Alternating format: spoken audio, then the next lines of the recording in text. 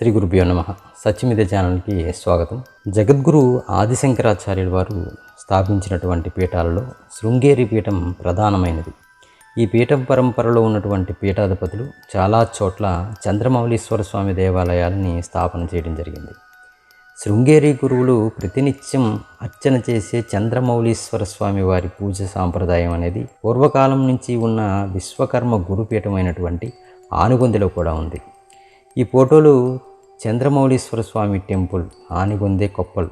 ఆనిగొందే పూర్వపీఠాధిపతి అయినటువంటి విజయనగర సామ్రాజ్య రాజగురువులైనటువంటి శ్రీశక్తి పండితులు ఈ శివాలయాన్ని పూజించారు. విజయనగర సామ్రాజ్యాలకు రాజగురువుగా ఉండేవారు.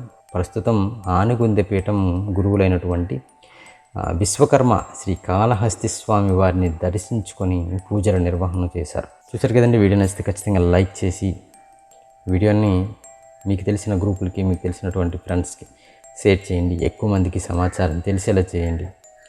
అలాగే ఇటువంటి వీడియోస్ కోసం ఈ ఛానల్ ఫాలో అవ్వడం మాత్రం మర్చిపోకండి. ఈ వీడియోని ఎంతవరకు చూసినందుకు ధన్యవాదాలు.